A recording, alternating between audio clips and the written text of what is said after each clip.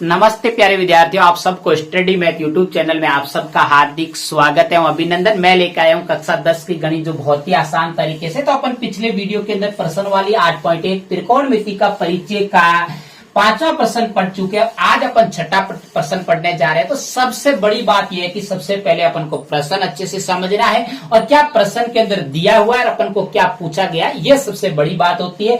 हल करने की तो दूर की बात होती है। तो चलिए आइए प्रश्न को समझते हैं कि यदि कोण ए और कोण बी न्यून कोण हो, जहां कॉस ए बराबर कॉस बी, तो दिखाइए कि कोण ए के बराबर कोण बी है।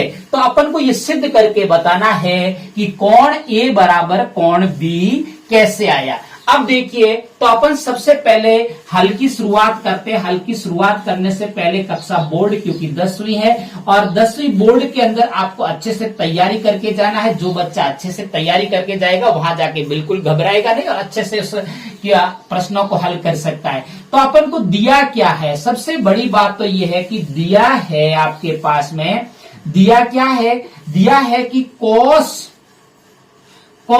ए बराबर कॉस बी, ये दे रखा है आपको। कॉस ए और कॉस बी दे रखा है। जब कॉस ए और कॉस बी दे रखा है, तो जब भी इनको अपन को ज्ञात करना है, दोनों कोणों को, तो सबसे पहले समकोण त्रिभुज बनाएंगे। क्या बनाएंगे? समकोण त्रिभुज। अब जब समकोण त्रिभुज बनाएंगे, तो समकोण त्रिभुज बनाते समय अब आपको ध्यान रखना है कि इसका नामकरण कैसे करना है। नामकरण ये करना है कि ए बी सी का ही नामकरण रहेगा, क्योंकि ए बी और बी दोनों को इसके अंदर थीटा के अंदर काम में लिया है, तो नाम तो ए बी सी रहेगा। लेकिन आपको यहाँ पे ध्यान रखना है कि यहाँ पे एक दे रखा है कि यदि कोण ए और कोण बी दोनों न्यून कोण है। ये सबसे बड़ी बात है। अगर आपने नामकरण ए बी सी रख दिया तो गलत हो जाएगा आपका।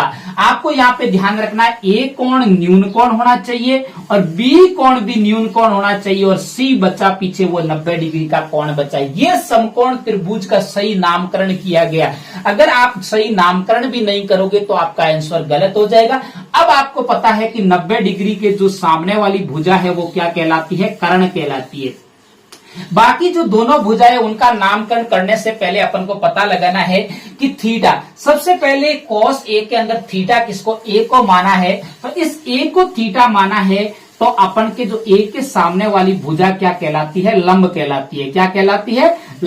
लंब। और उसको पास वाली, थीटा के पास वाली भुजा क्या कहलाती है? आधार कहलाती है। क्या कहलाती है? आधार कहलाती है। ये तो कोस ए को, जब ए को थीटा मानेंगे तब ये बात हुई। अब बात आती है कि कोस को लिखा कैसे जाता है। तो आप अच्छे से इसको भाई लाल बट्टा कक्का को अच्छे से याद कर दो। ये लाल बट्टा कक्का को अपन छोड़ेंगे नहीं, क्योंकि लाल बट्टा कक्का ही अपने लिए सब कुछ है। तो हमेशा के लिए आप लाल बट्टे कक्का को याद कर लो कि इसको पहले को लिखा जाता है साइन, उसके बाद में कॉस, उसके बाद में टेन, उसके बाद में कोट, कोट के बाद में सेक, सेक के बाद में कोसेक। ये अपन को अच्छे से याद कर लेना है। अब देखिए, चलिए आइए सबसे पहले कॉस को कैसे लिखा जाता है। तो कॉस को लिखा जाता है आधार बट्टे कर्ण। कैसे लिखा जाता है? आधार बट्टे कर्ण। तो अपन कॉस को लिखेंगे आधार बट्टे कर्ण। अब कॉस को लिख दिया आधार बट्टे कर्ण, फिर बराबर का चिन्ह। अब आप देखिए कि दूसरे कॉस का जब भी अपन को फॉर्मूला चाहिए, तो बी को क्या मानना है? थीटा। अब की बार इस बी को थीटा मानना है। इस बी को थीटा मानेंगे तो इसके थीटा के जो सामने वाली भुजा है वो क्या कहलाती है? लंब कहलाती है। सेकंड स्टेप में बात की जाए तो अब लंब ये है और थीटा के जो पास वाली भुजा है ये तो आधार हो जाएगी। अब क्या हो जाएगी? आधार हो जाएगी। और 90 डिग्री के सामने वाली भुजा तो हमेशा क्या रहती है? कर्ण रहती है। अब इस कॉस को कैसे लिखा जाता है? कॉस को वही लिखा जाता है आधार बट्टे कर्ण। तो अपन इसको भी वही वापस लिखेंगे आधार बट्टे कर्ण।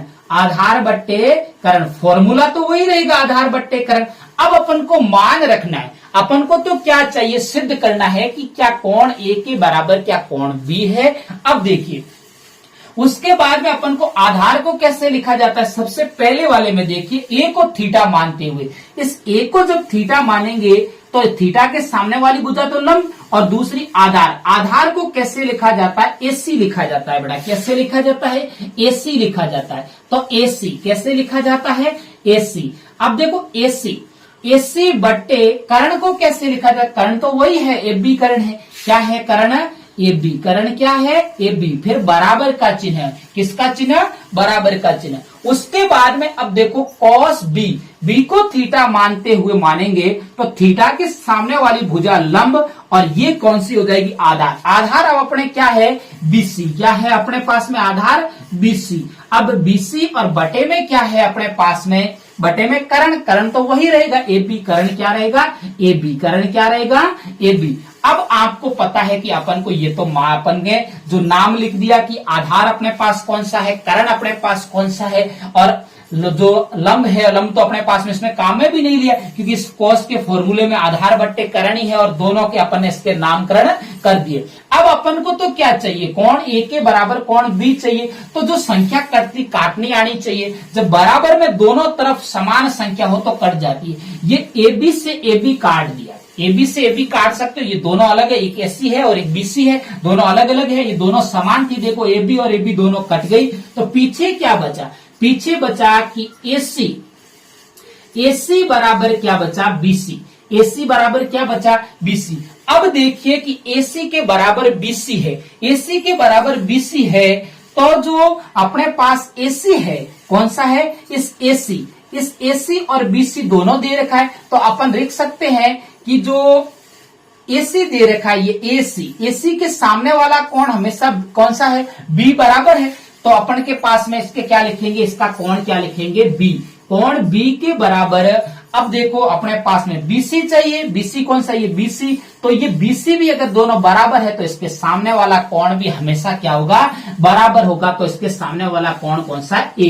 तो अपन के पास में इसको ऐसे भी लिख सकते हो आप, दोनों तरफ एक ही बात है, या इसको ऐसे लिख सकते हो, या कि कोण ए के बराबर कोण बी क्या हो गया, इति सिद्धम, इति सिद्धम, इति सिद्धम। ये अपन को इति सिद्धम अपन ने प्राप्त कर लिया कि कोण ए के बराबर कोण बी है। मुझे उम्मीद है कि आपको ये प्रश्न बहुत अच्छे से समझ में आया है। अगर जिस बच्चे को नहीं समझ में आया है तो वो बार बार देखे और बार बार प्रयास करे, प्रयास करने पर सब कुछ होता है। और मुझे पढ़ाने का अगर मेरा तरीका अच्छा लगे तो मेरे चैनल को सब्सक्राइब करना और आगे अपने प्यारे प्यारे दोस्तों को शेयर करते रहना, और कमेंट में जरूर बताना कि आपको पढ़ाने का तरीका कैसा लगा, समझ में आ रहा है कि नहीं आ रहा है। क्योंकि आप कमेंट में बताओगे तब जाके हमें समझ में भी आएगा कि क्या बच्चों की समस्या है और क्या नहीं है। तो आप मेरे स्टडी मैथ यूट्यूब चैनल के साथ जुड़े रहे। तब तक नमस्ते।